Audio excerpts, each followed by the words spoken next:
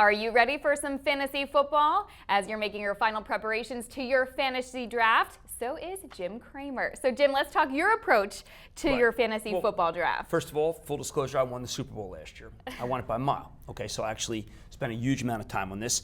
I've been interviewed a lot about who I'm taking and what I'm thinking about. And I want to speak globally for a second. I'm drafting 5th next week in the Mad Money Slump-a-Dick League. That's what we call it.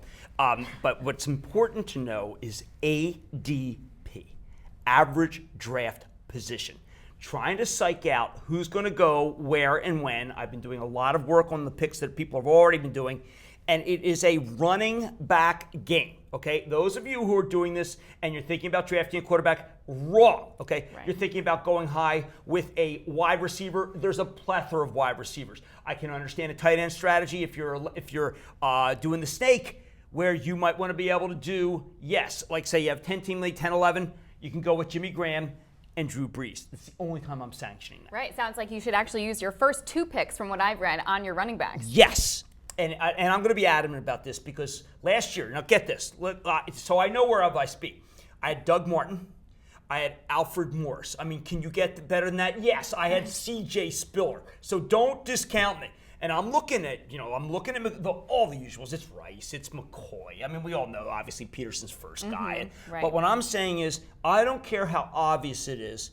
Don't devolve down into saying, you know what, I'm going to pick Brady, number 7. I'm going Rodgers, number 9. You're making a mistake. You can't have enough running backs in this league, Brittany. Right, that's what they say. There's a running back here.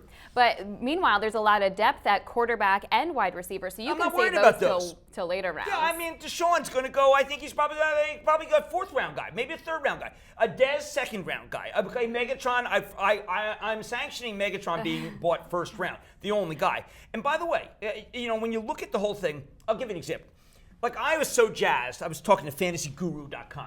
And Adam Schefter, who is candidly from ESPN, he's my inside information.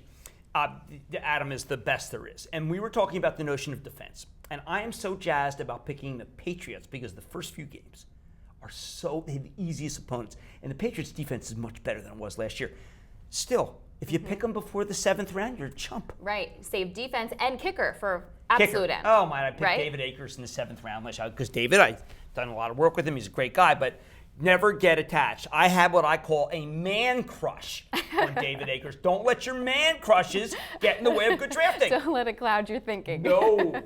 All right, Jim. Well, good luck on your draft. Let's talk next week and see how it panned out. Oh, yeah. And don't forget, I'm waiver wiring, too. This whole season, I will give you my waiver wire update. All right. Sounds good. You heard it. Thanks so much, Jim Cramer. I'm Brittany Umar for The Street.